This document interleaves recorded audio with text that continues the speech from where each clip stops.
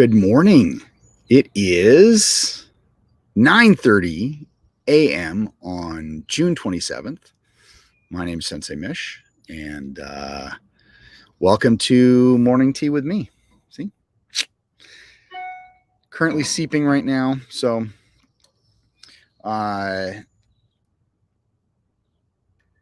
nobody's watching right now, but because I just popped on. So I'm going to let this tea seep a little bit. We're going to get right into Euro Trek. We're just going to start with that. Mainly because Sunday I finished Voyager. So it was because I don't know if I was behind a little bit, but I ended up basically I finished up everything by yesterday. So not yesterday. Yesterday was the last day of Voyager. Finished up on Saturday. So I had yesterday I just kind of did other stuff. But yeah, so Voyager, it was interesting. There was some things that kind of popped up. So for let's see, and if you're tuning in, please, if you're tuning in, please share this. Please say hi. Tell me who's there. So really didn't talk. So Friday, of course, our nerd episode. So Thursday and was Human Error and Q2. Now, Human Error is that one episode where you know what? Before I even go on it, because I know I have spoken. I've talked about an episode, and then it really was not that episode. And since there's going to be a couple different episodes on here, let me just make sure I'm talking about the right one. Let's see.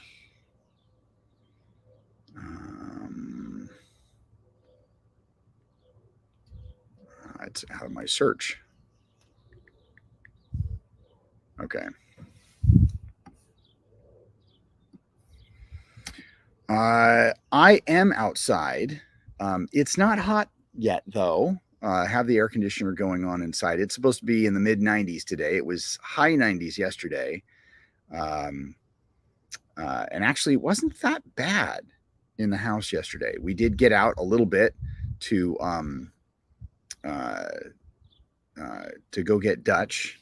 We binge watched a whole series yesterday, a new series, and I'll get into that after Voyager, because this is a show. This was a show that I was like, I really wanted to watch. Okay. Let's see. All right. Got to get all the way to the last. Scroll all the way down. Okay. So Human Error. This is the one. Yeah. So 7 of 9 is trying to, 7 of 9 is, she's trying to become more human. So she's created this holodeck thing, and basically she creates this relationship with Chakotay, and she starts having feelings for this character, and her cortical node or something ends up going haywire, and the doctor's like, okay, well, I could potentially fix this, but it's going to take a ton of different surgeries, and so she opts not to have it. But this is kind of where you can see that she's still trying to have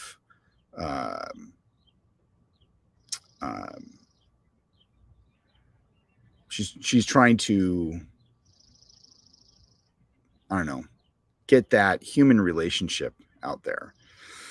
And then let's see, Q2, we get to meet Q again. We have one last episode with Q and his son, literally his son, because the actor who played young Q, or the son Q, is in real life John Delancey's son.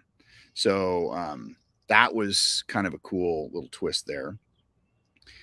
And as the episode goes, because the Continuum, being the Continuum, wants to be like, okay, well, if you can't be a Q, then we're not going to make you a Q. You know, they're basically learning how to, because this guy's a spoiled little brat, kind of like his dad, just younger.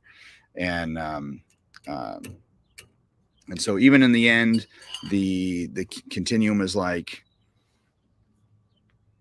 we're just not going to allow you to be a Q anymore, because part of it was getting his powers taken away. And even Janeway is like, look, you're actually doing so well at becoming a good human. I'll let you stay on the ship.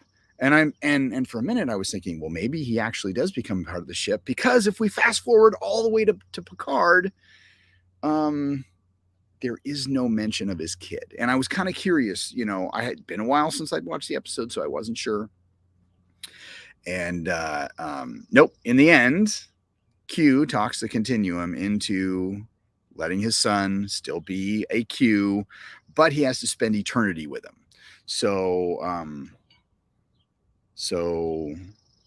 I think the writers of Picard, even though they did bring up a lot of Kirk stuff and a lot of other past nostalgia stuff, forgot this last episode where, well, Q is supposed to spend eternity with his son. So, of course, we could say, oh, well, you know, he got better and, you know, maybe they changed their minds or whatever, but yeah, I don't know.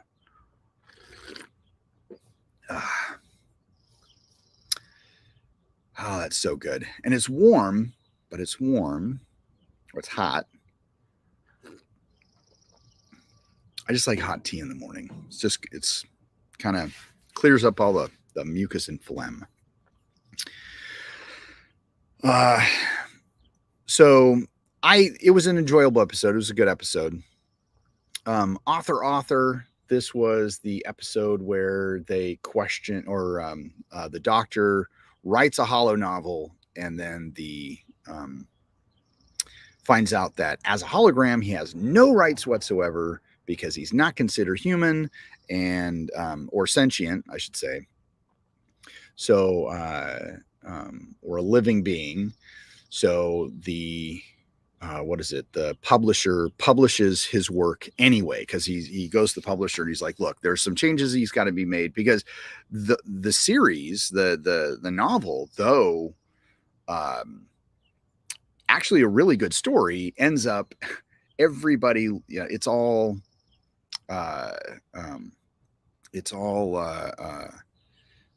there's too many connections to Voyager itself.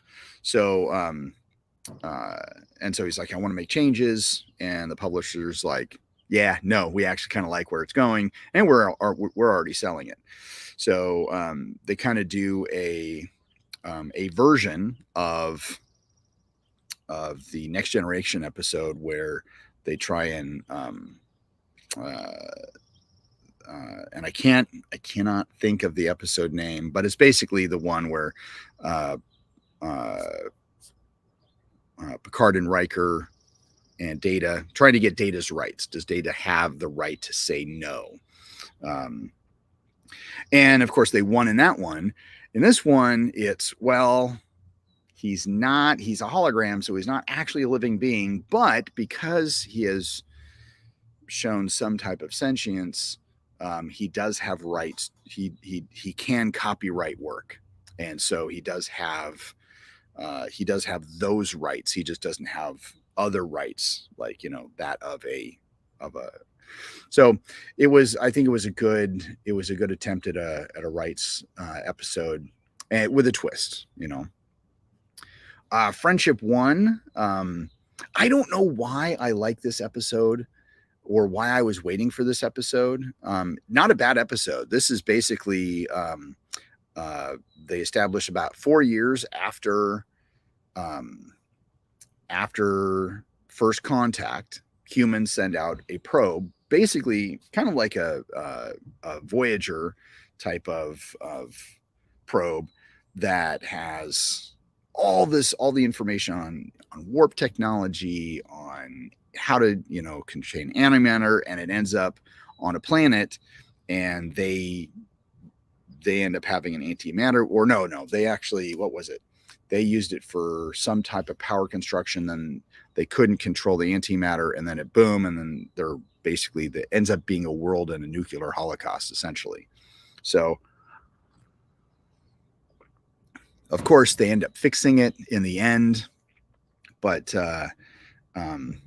brings up the question: should we be sending stuff out into the universe? Because potentially, because they even say, hey, you know, we were a little bit short-sighted because it was before the Prime Directive. You know, should we be sending out information about us to other races who may not actually end up have gotten the same technology? And so I think it's which is kind of funny, because I saw a meme this morning or yesterday, basically about kind of like, it had the screenshot of from one of the Voyager panels saying, you know, "Dear Earth, please stop sending nudes," and wanting us to contact you. So I always thought that was funny. Natural law. Oh shoot, which one was this about? Sorry. Natural law. Oh, this is the one where they're going to a conference. 7 of 9 and what's his name? Chakotay. They end up actually getting stuck inside this bubble, and they end up meeting this primitive culture that has really had no contact with the outside world. They, you know, I think Chakotay gets injured. The primitive people find him. They heal him, all while 7 of 9 is trying to, you know, create some type of what is it? Plan to get out. So once they actually destabilize the field so they can beam out, the other inhabitants of this planet end up coming in, and they're like, "Oh, hey, thanks. We've been trying to get in here forever, and now we're going to do some archaeological studies and some anthropological studies, and, you know, we're going to educate these people." But it's like, the question came up. It's like, dude, they've been living just fine without technology. Why subject them to that? You know? So, of course, in the end, they get the shield back up, and so there can be some type of thing. Now, I think it is funny because on the other side, you have another plot device is Tom Paris has to take pilot lessons because he was flying too fast or whatever in the, you know, in their space. I think that was funny. But the primary story was that primitive race not being able to, you know, being them basically saying, hey, you know, we'll take this primitive race and teach them because they need it. But do they really? They've been surviving just fine.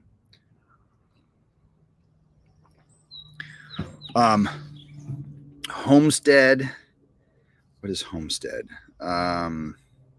Oh, this is the one where we get rid of Neelix. Yay. Oh yeah. Now, this is kind of where one of those, this is one, so Neelix is, we find his people. I tried to wrap my head around, because Janeway says something about so his people, the Talaxians, are on this, are basically mining on this asteroid, and this other group is trying to get the asteroid, and Neelix, of course, is falling for this one girl and her kid, and wants to save them. But James was like, well, we can't, you know, I can't, because you know, it is, what's it called? It's against the Prime Directive. And And it's like, how is that against the Prime Directive? That's what I don't get. Doesn't the Prime Directive, doesn't the Prime Directive say that you're not supposed to interfere in less technological cultures? But the Talaxians are just, maybe they not have like, the same technology as Voyager, but they are warp faring, space faring. They have warp technology. They have all this, and don't they have that? So that was, and then of course she breaks the Prime Directive. She's supposed to say, well, we can't help you because of the Prime Directive, but then she starts helping them because now she's helping a friend. Really? I don't know. I was just like, that was kind of stupid. I don't know. But because, and okay, it's so funny because there's a scene with Neelix and Janeway, and he's like, oh, not saying it directly. He's like, yeah, I'd really like to stay in contact with these people, but I don't know. And I'd really like to stay, but I don't know. And I'm such a valuable member of the crew. And Janeway just, and I don't know if this is how I took her tone and her acting, but Janeway is like, well, she's talking to somebody stupid who she wants to get rid of. You'd be like, you know what, you are very you are a main part of the crew, and I would miss you as you're gone. But you know what? The Federation does need somebody who, they will need a Delta Quadrant ambassador. And you could do that from this station. You could do that. It's just like, fucking get rid of you. Anything to get rid of you. It's kind of excited. It's the best part of the episode. And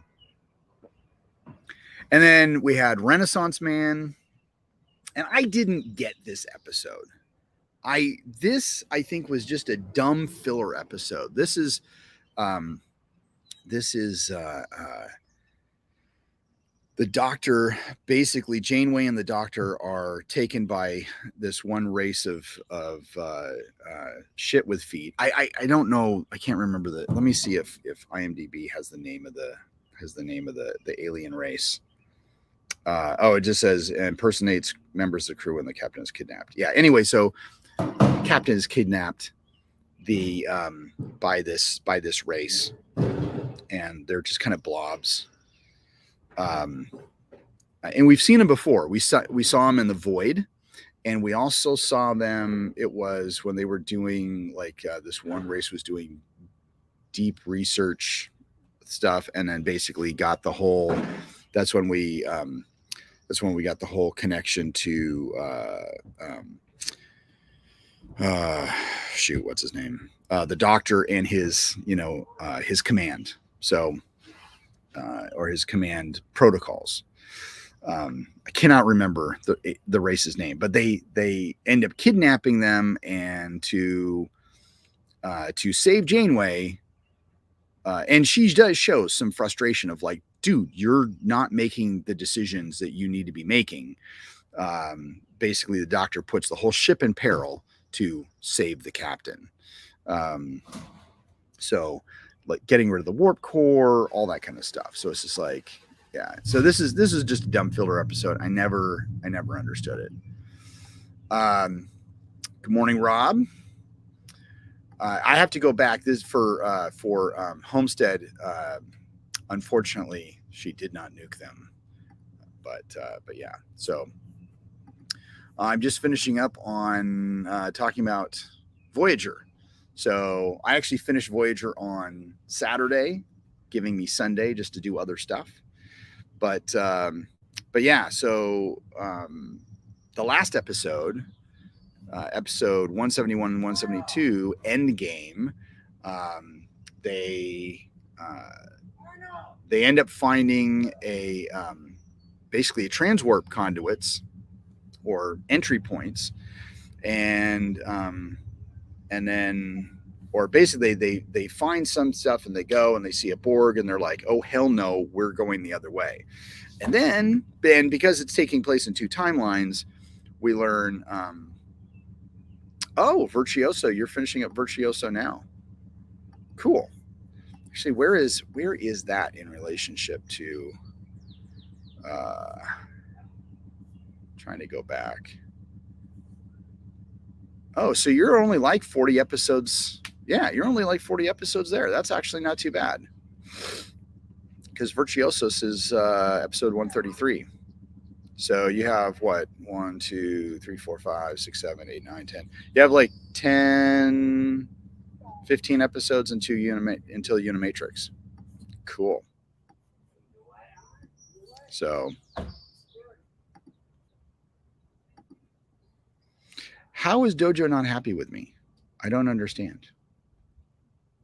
Because I'm outside and he's not? Yeah, episodes. Okay. Sweet. Catching up. Okay, anyway. So you have these two things, two timelines. You have the future Janeway minus a couple people, and because it actually opens up with Voyager coming down across the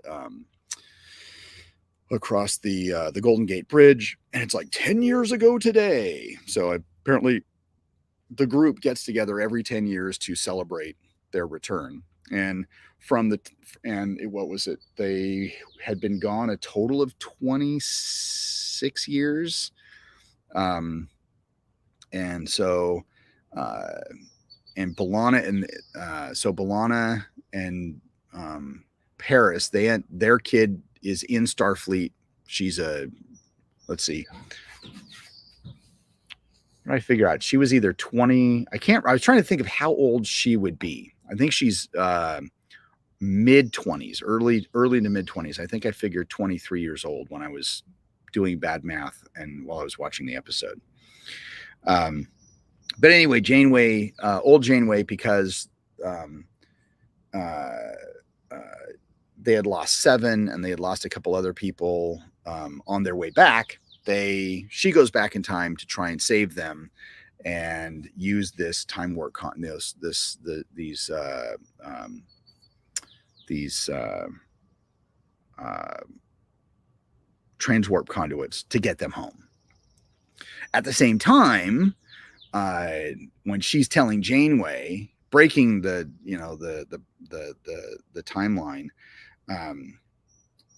she's telling Jane, the current Janeway that we know, hey, I'm here to get you back. Here you go. And Janeway's like, well, that's a great idea. Let's do that. And let's destroy the Borg at the same time. And Janeway's like, no, you can't do that. You can only escape. Like, you're going to die if you try and do both. And of course, what happens? They end up doing both. And they do both because we put old Janeway, because she's not going to exist anymore. They get her, they pump her full of some virus. So when she meets the Queen tries to assimilate her, and then it gets into the system, and then boom, you destroy the Borg, or you at least destroy the Queen. And then you've got Janeway getting them all home, destroying half of the conduits throughout the galaxy. Now, you know how I feel about time travel episodes.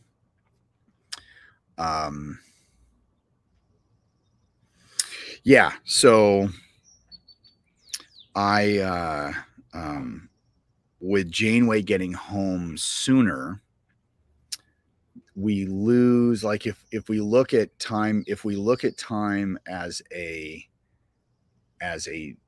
string, okay, just as a single timeline, you have we have, what is it called? We have, if getting Janeway back, or however many years earlier. If we get them back earlier, then the Janeway that came back in time to get them back earlier doesn't exist anymore. Therefore, they're like this episode was a paradox, unless of course you look at time as they put it in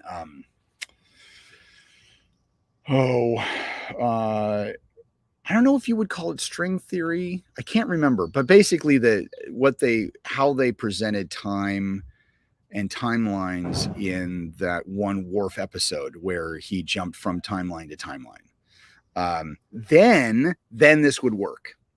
Then this would work because you have one timeline where they do lose everybody, and that person comes back to that point in time where it would be a split. Either you're going to go this way or you're going to go this way. And they decide to go this way, creating a new timeline, which becomes the prime timeline. So there still is a time out there where they don't get back for another however many years.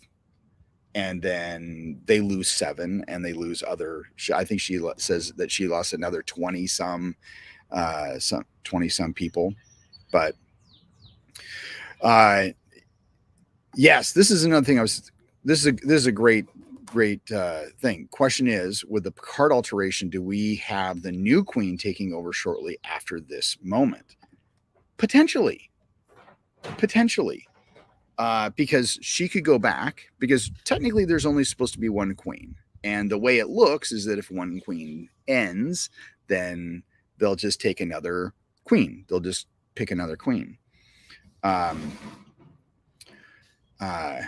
if you look at hives, are there multiple hives out there where you have multiple queens? Just like bees, like every hive has a queen bee. So I don't know, but it is possible we could say that this queen dies, the other Borg queen, God, I cannot remember the character's name, but the one that is created in Picard, we could say that she's just waiting, like, because she's not in that, we must be we must assimilate everybody. We're just going to assimilate the people who want to be assimilated. So she's a kinder, gentler queen. And so, yeah, she probably took, if she was paying attention at all, then because more than enough time has gone by for them to actually get out there. So they were just kind of in hiding, or maybe they were more in the Gamma Quadrant, or I don't know. And then they're like, they just took that opportunity, somewhat knowing the timeline, that they're like, yeah, we'll just, okay, this queen is gone, I'm going to come in. Oh, hey, by the way, I'm already a queen that exists. And then she converts the Borg into the Borg that we know, or the Borg that we see in Picard. Yeah, time paradoxes give me a headache. Do we go with string theory or multiverse theory, where you don't cease to exist because you still exist within the new paradox universe? Yeah, I don't know.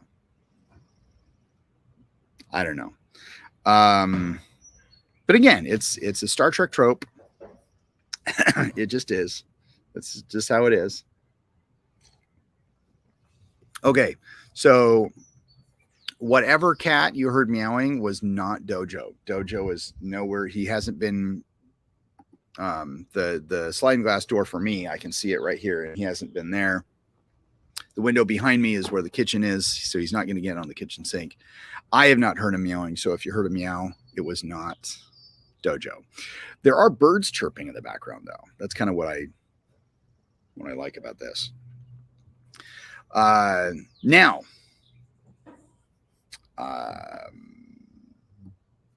7 and 9.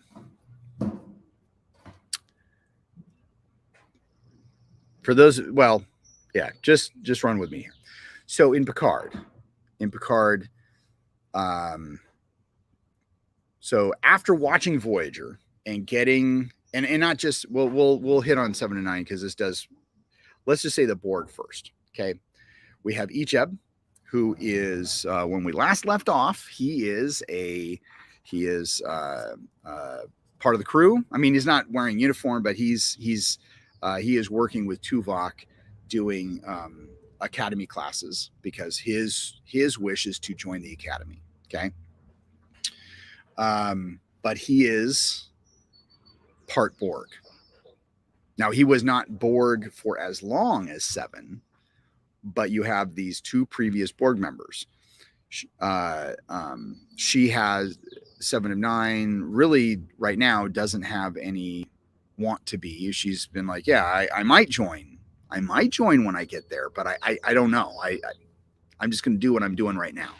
But Icheb is like, no, I want to be part of Starfleet. So whether it's always in the Delta Quadrant, if it takes us another 70 years to get home or what, I don't care. I want to be part of that group. So he's already in the mission. So now, of course, it establishes, I think in episode 1 of Picard, season 1, episode 1, that Icheb dies. Like somebody kills him because they're collecting Borg parts, which I think was not a great end for that character. I would have they did some things in Picard where I'm just like, why did you do that? Why did you kill off that character? You know, this is supposed to be Star Trek. We're supposed to, I know not all is hunky-dory, but that there's actually life, like real life, shit happens. But killing Icheb, seriously? Yeah, I just didn't get that. And for anyone who hasn't watched Picard, I'm sorry. I know that was kind of a spoiler, but that is in episode 1. So in Picard season 2, they establish that even though Admiral Janeway, like at her exhaustion, tried to convince Starfleet to take her on as a, let 7 join Starfleet. Starfleet was like, no, you're Borg. So yeah, I absolutely agreed. Icheb got screwed and bad lazy writing. Yeah, absolutely. Okay. So you have 2 people that are Borg. They let one become Starfleet, but not the other. Now, expanded universe thinking, I'm thinking, well, maybe it's because Icheb was not part of the Borg as long as 7. So maybe that was a distinction that they were trying to make. That, well, you were both Borg. He's already been taking classes here. He's already shown this. I don't know. I don't know. Now, let's talk sexuality for a little bit.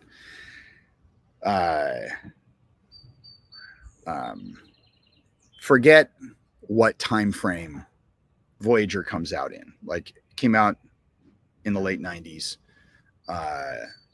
Not a lot of gay characters. Actually, not any gay characters, especially on Star Trek. They kind of pushed the limit there in a couple episodes in DS9 and made an attempt in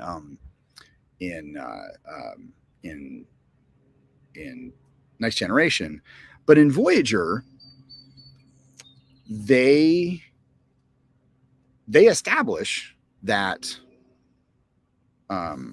They always make references. Oh yeah, well, because 7 of 9. Oh, aren't you going to want to have kids? I think it was. I can't remember what episode it was, but it was Janeway talking to 7 of 9, and I don't know if it was in real life or if it was holodeck, but it was. Oh, at some point you might end up getting married and having kids of your own and all this kind of stuff.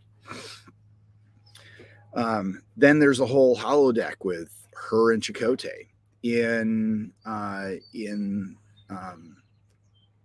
the last episode. They established that because one of the things was that not just did they lose 7, but from the timeline of where they were, of where old Janeway goes backwards, she is 3 years from then is when they would lose 7. But they also established that 7 and Chakotay got married. So you have this holodeck simulation with her and Chakotay. You have it established that in a timeline, she and you know, in what would have been a prime timeline, she and Chakotay would have gotten married. Died before having kids, but that's, you know, that's okay. So you have this established that she is straight. Okay. And even in that last episode, they're going on dates. Like, you start okay. Now, what we know of sexuality is that you can't change who you are. And like, for me, I've always known I'm straight. You talk to other people who are gay, lesbian, whatever they want to identify, they knew early on. It was just being accepted by, you know, society and being able to come out and be who they are. This is why I have a problem with them establishing that 7 is gay in Picard. Now, do I care? I could give a shit. But to retcon something like that, why do that? Why write it that way? Now, I do have some thoughts on how they could spin it in the background, but why retcon it that way? But to speak to the woke public or to the woke fans,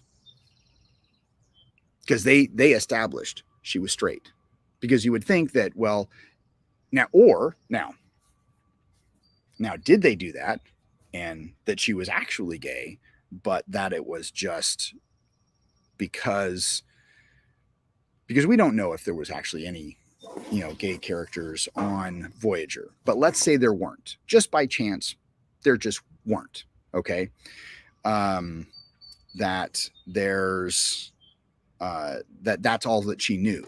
And so that's what she was just trying to emulate. That could be an excuse. And I would actually buy that excuse, you know, because if that's all that she knows, but she's part of the collective. And I'm sure that they probably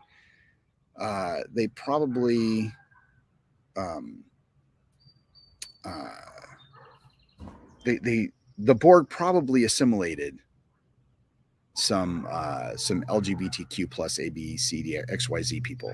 Seriously. Okay. I guess the question would be, is she gay or bisexual? Bisexuality really wouldn't retcon it. True. You have a good point there. You have a good point. But, and again, this goes to the writing of the times. So I don't think that they would explore it. Now, if Voyager was written nowadays and they were taking on that same thing, you might, there might be that episode where she's like, she could have an episode with a doctor. And actually, this might be a good outside story to kind of explain the future. Because if they take the bisexuality route, they could actually have an episode where she's with the doctor and the doctor's like, oh, you should start dating, because there was actually a dating episode. That it's one of those where, but she's like, well, I don't know. Like, do I like guys or do I like girls? Cause I kind of appreciate everybody. Like, I kind of like, you know, so, and that he'd be like, well, you could explore, you know, you just explore both sides. But of course, the writing of the time, they didn't. And that's unfortunate. But yeah, I guess you could say bisexuality, that could be it. But I don't know. I just, uh, I think from going from season 1, which really wasn't that good, to season 2 of Picard, where the writing was bad and got better, that I think the whole them holding hands at the end of, episode 8 or episode 10 or however many episodes of Picard there was, at the end of just kind of like hinting towards that. I don't know. I just always felt that was unnecessary. Why do we need to explore the sexuality of Seven? I didn't see the point of that, but then to speak to the woke fans. I don't get that. I do like how they expanded on it though. Like by episode 2, they actually have a relationship. Now, I don't like Raffi as a character. I think she's a shitty character. I've never liked her character. The actress, she's actually a really good actress. I just don't like that character.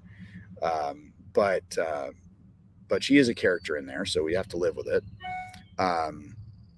But I do like that they expanded on it and that they have this interesting relationship. So, but it's not at the, I guess, well, I don't know. It's not really at the forefront. It's more character driven and not woke driven. So I guess I was frustrated that they retconned it that way, but that they took a different path, but still stayed with that path. I don't know. I'm not explaining it very well, but anyway, that's just, I don't know. Anyway, so, oh shit, I've been talking about 42 minutes about Voyager itself. Shit. I like the actress, but a lot, but Raffi was just a strange character that either could have been explored in greater detail. She's a kid, is a recovering drug addict, but that's kind of all we get. Yeah. And I never liked the whole JL. Like that, I don't care if she was his first officer or not. JL, that I just nobody calls him Jean-Luc, nor nobody calls Jean-Luc JL, and I think that could have been like a special thing between the two of them, but I just never. Yeah. Well, we got a couple more people coming in. Say hi if you can. Just finishing up talking about the end of Voyager. Today actually begins today. We get to start Enterprise, which is super exciting. Broken Bow, 2-part episode. We're introduced to Captain Archer and the crew of the first Enterprise. Kind of excited about that. I really like Enterprise. I've always liked it. The JL thing, to me, that came across as a lacking of respect towards Picard in an attempt to show that they have a very... Yes, absolutely. It was very much a respect thing. Hi, Destiny and James. Are you going to enjoy the sun today? Or no, it's too hot. I'm just sitting here sweating. So I think I'm going to take a shower after this before going up to school. But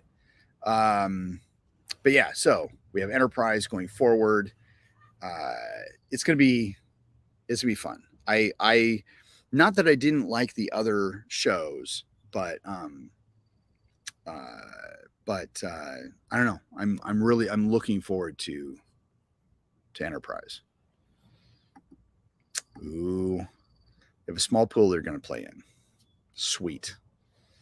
So for those of you who don't know, Destiny is my daughter-in-law, and she's talking for James, my grandson.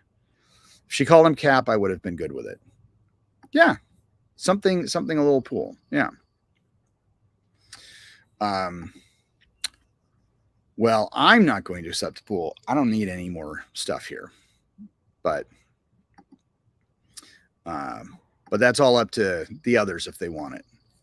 Okay, let's see. So, looking forward science fiction wise on Thursday, because we're done with Kenobi. In fact, yesterday, and just kind of in the background, I was doing stuff on the computer. I had Rebels playing. So I started Rebels at the beginning. We have Orville, or I'm sorry, I should change the name of that. We have New Horizons, episode 5. We have Strange New Worlds, episode 9.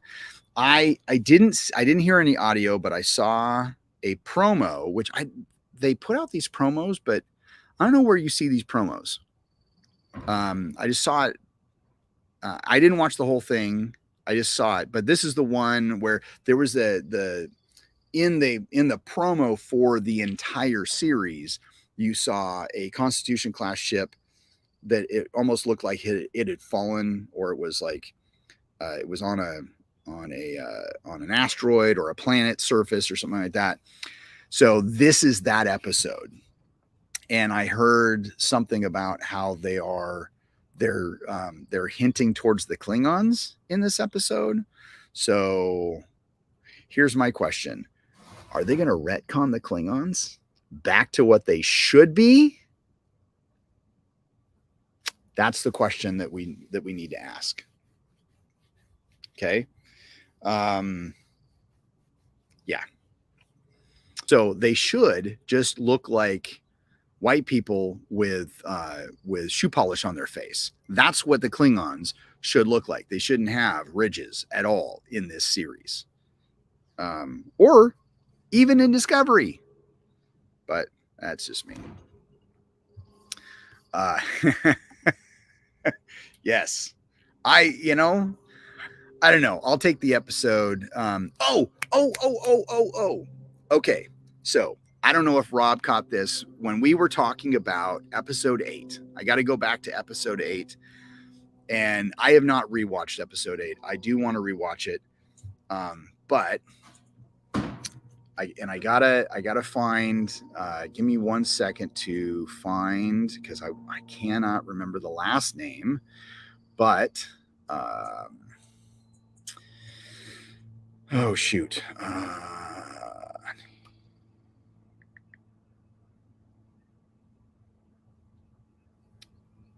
Cannot remember when that episode happened. All right. So in episode 8, we have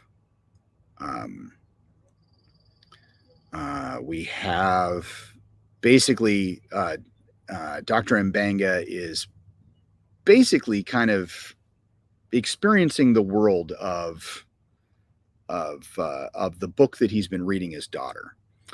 But the writers, this is something that I didn't catch, mainly because I was kind of frustrated at the episode, and I don't think Rob caught this either, because I think he would have brought it up. But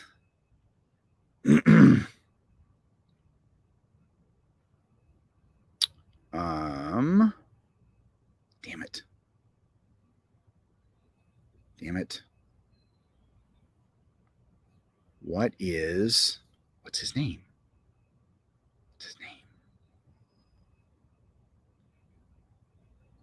Okay, so I can't. Oh, okay, there we go. So the book, this adventure book that M'Benga is reading to his daughter, guess who it was written by? Take a wild guess. We have explored this character before, in the past, or technically in the future. Good morning, Bill. Okay, you've guessed. Or if you want to put it in the comments, see, Rob, who do you think it is? But it is somebody that we have been introduced to in Star Trek.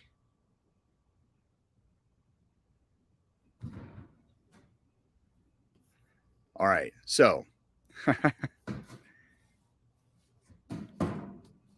and I just had it. Damn it. Sorry. Because I could remember his first name. I just couldn't remember his last name.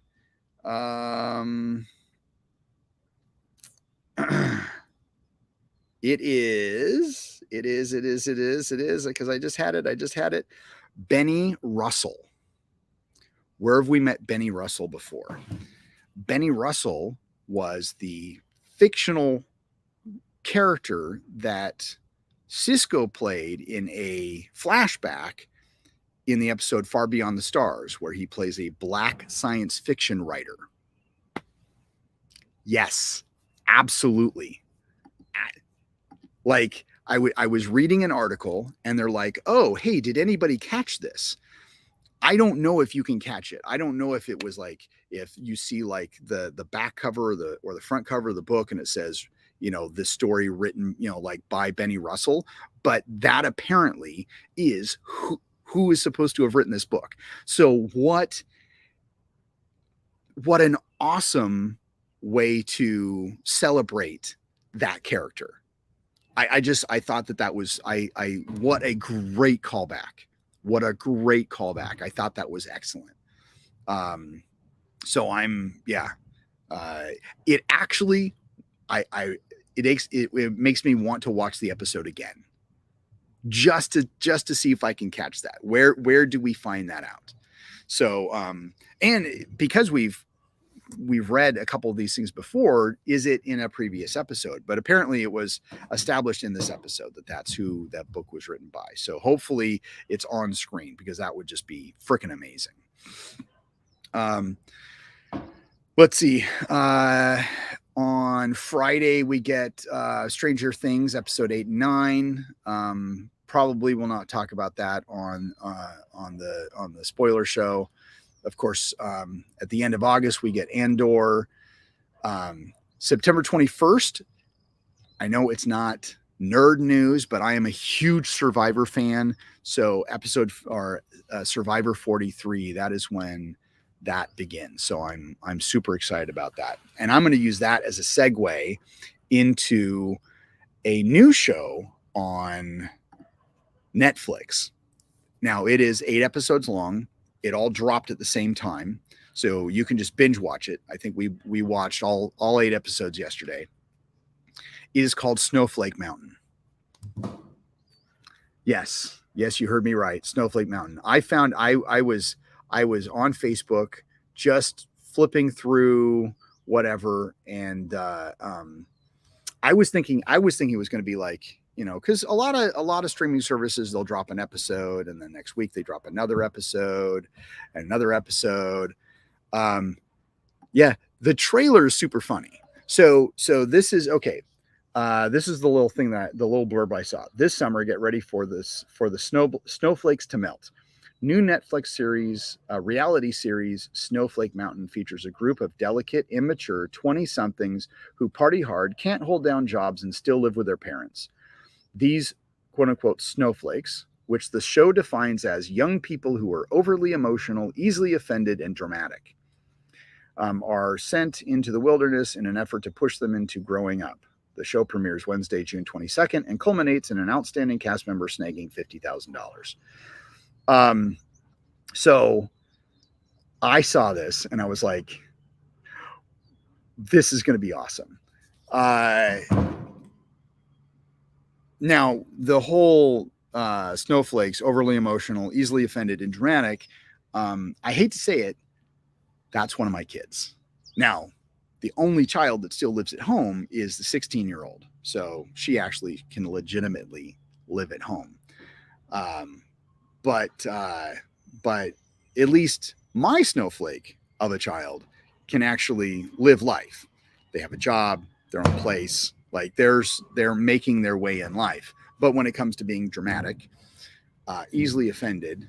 Well, being one of my children, they do have a thicker skin than most, so they don't get as offended as most people. But and I that was on purpose. I'm crass around my kids just because if they can handle me, that they can handle the world.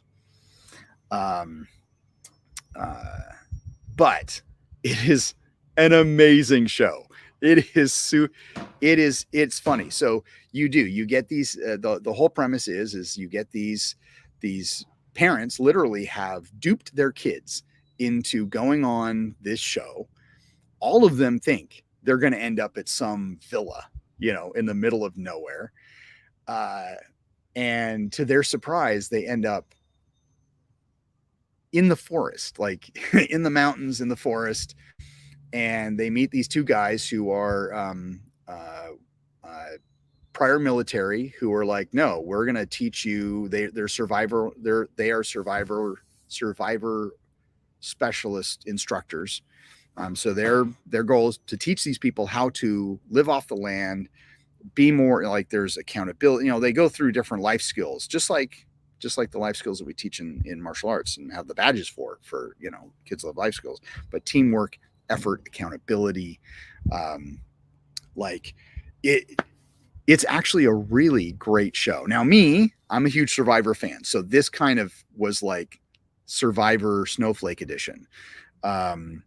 And what's really cool about this show is that you get these people who really, they are the way they are because of their parents. Because their parents probably didn't spank them, probably didn't punish them. There was no it honestly, really, it was their parents' fault that they're that way. Now, because even being overly dramatic and easily offended and other things, you could, like, that definition, even though I kind of define that as one of my kids, I really wouldn't define him as a snowflake. But because my dad can be overly dramatic, easily offended at times, and overly emotional. But I wouldn't consider him a snowflake either. So, but anyway, it is a great show because they start out with these people who have never had any true life experiences.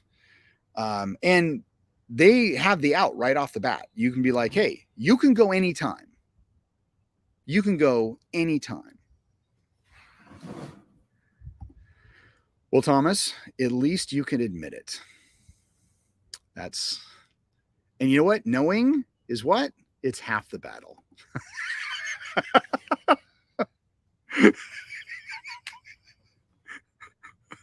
I'm sorry. That was funny.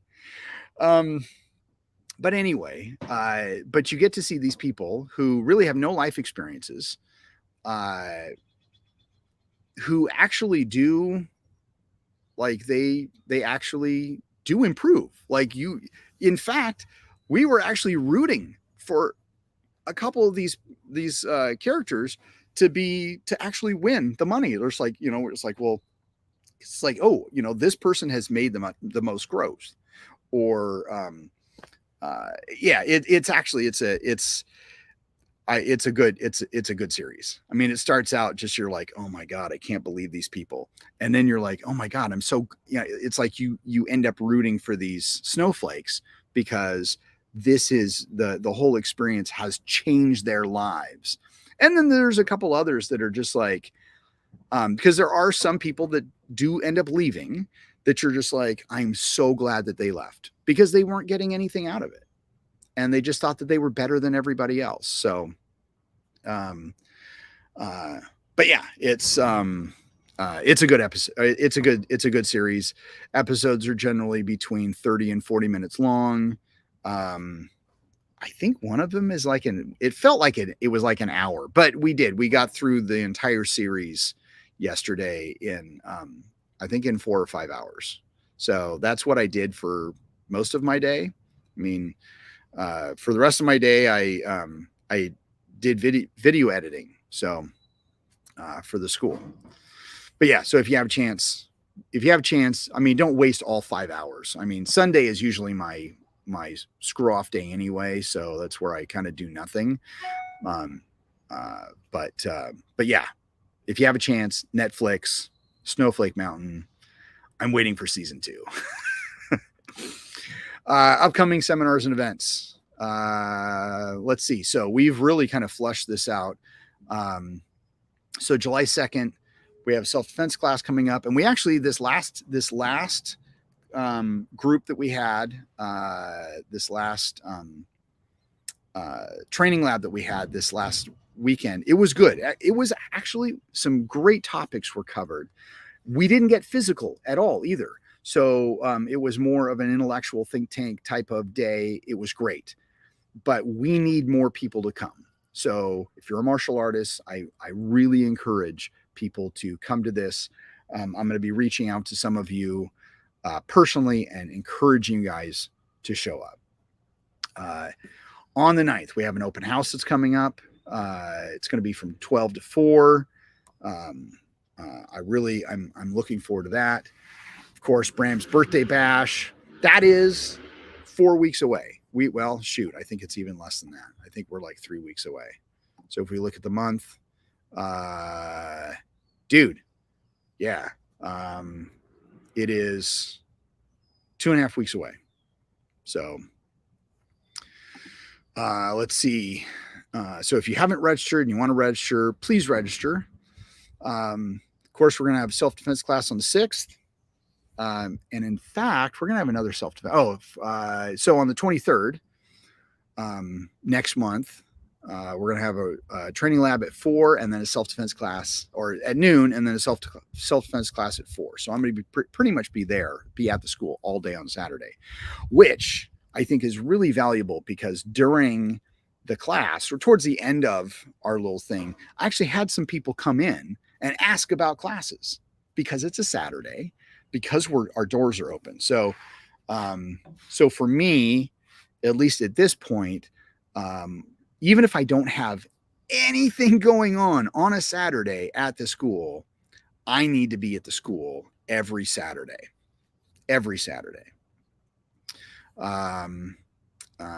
We do have a crimped user course going on. And then in August, Jim Korn and David Hogan are going to be at Statesboro Karate in Georgia.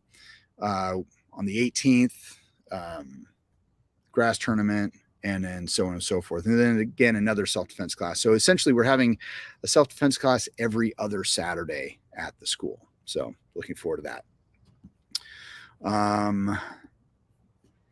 Let's see. That I think is everything. I can't think of anything new. I did mention that I did some video editing last night. I need to get myself another external drive, because I have some 4 terabyte drives that I store stuff on, but the stuff that I actively work on, I work off of a 1 terabyte SanDisk super drive, and it's almost full, and I've only gotten the foundation classes done. And in fact, I need to actually film some foundation stuff, and I've got year 1 and year 2, and I'm almost to that one. I've got like 300 gigabytes left on there. So I need to start moving that over. So I might actually go into Portland today and pick up a external drive, so I can start storing this stuff, so I can not. And I actually had to transfer stuff, because I was using it on one, and then I wasn't even compiling yet. I was just editing, and it says, oh yeah, before you can do anything else, you need to make space on your drive. And I'm just like, oh my God. So yeah. And now, mind you, I am filming everything in 4K. I think this is part of it. I am filming everything in 4K, and I'm making some, I'm doing some, the reason I do that is because I'm filming so far away, but I'm able to focus in on certain things. So I'm trying to make these reference episodes or these reference training videos that I'm going to have online for the school. They're supposed to be a little bit more than just, oh, hey, here's a demo. Like, it's somewhat instructional, because eventually I would like to be able to offer these classes, that you can take these classes virtually. So like if you actually wanted to earn your black belt under me, but you live in another state and you can't Zoom, or maybe even a different country, and it wouldn't even be by Zoom. It would just be, okay, you want to start taking classes. Okay, well, here's this, here's this, here's this, and then you just check in with me. So we would actually do black belt training that way. So be like online learning. That's my ultimate goal. But the first step is just to get it out there for my current students as reference so they can train at home. So I had gotten an entire year filmed, but then I changed stuff. So now that my curriculum is more uniform and solidified, I've started refilming and getting that stuff. So I've almost got year one all done. I just need to film applications, which I would do with Thomas, but his knee is messed up. So I'm going to probably do it with Ashton at some point, or maybe just with Alexa. So I don't know. We haven't figured that part out yet. Let's see. I think that's it. I'm just going to try and stay warm. Trying to stay warm today. I'm trying to stay cool today. It's actually not that bad out right now. I am in the shade. I can feel there's some sun on my head that is hitting. I don't know if that's probably just the crack between the house and the shade.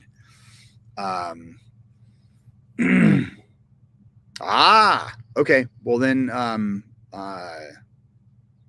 let's talk, because